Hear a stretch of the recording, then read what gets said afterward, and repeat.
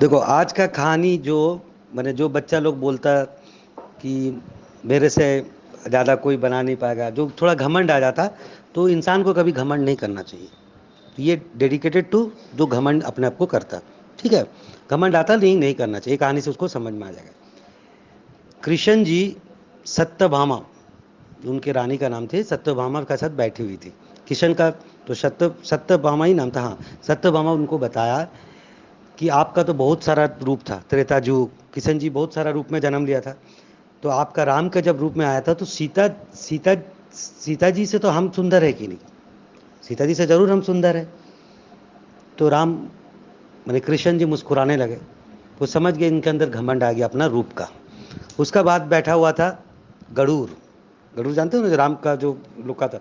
गरुड़ बोलता है, प्रभु ये बताइए कि मेरा जैसा इतना मतलब गति किसी का है? आपका तो हम युद्ध में कितना गति दिखाए थे।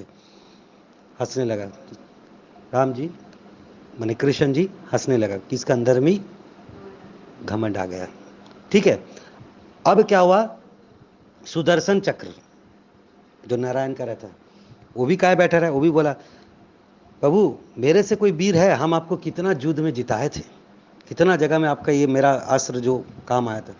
वो भी मुस्कुराने लगा, वो भी समझ गया इसके अंदर भी घमंड आ गया। तो वो क्या बोला, इसको बुलाया गरुड़ को। बोले गरुड़ तुम जाओ, हनुमान जी को बोलो कि हम द्वारका में, हम राम जी और सीता जी आपको बुलाया है, आपके लिए अपेक्षा कर रहे हैं, उसको बुला के लेके आओ। उसके बाद इसको बोला, गरुड़ को बोल दिया। उसके बाद इसको बोला, सुदर्शन को बोला, बोला देखो द्वारका के द्वार में खड़ा रहना, मेरा आज्ञा के बिना किसी को घुसने नहीं देना। ठीक है प्रभु। ये लोग दोनों चल गए। फिर सत्यभामा को बोला, चलो तुम अपना सीता का रूप धारण कर लो, सीता का रूप धारण कर लो। ठीक है, सीता का रूप धारण कर लो। और कृष्ण जी क्या किया, राम का रूप धारण कर लिया और जाके द्वारका में बैठ गया। अब इधर गरुड़ गया किसको, हनुमान जी को। तो बोला चलिए हनुमान जी, बानर नरेश, बजरंग बली बानर नरेश, चलिए हम आपको अपना पीठ पर बैठा के ले जाएंगे। तो बोला नहीं नहीं, अब जाओ ना, हम जा रहे, प्रभु बुलाए हम पहुंच जाएंगे। तो ये जाके थोड़ा दूर पे खूब हंस रहा, ये बूढ़ा बानर, देखो हम ले जाने बोल रहा था, कब पहुंचेगा भगवान, चलो हम निकले। ये जैसा वहां पहुंचा, देख रहा हनुमान जी पहुंचा हुआ। तो इसका क्या हुआ, घमंड चूर चूर हो गया। बूढ़ा बानर सोची कब का है, उसका पहले पहुंच गया, पहला का घमंड चूर।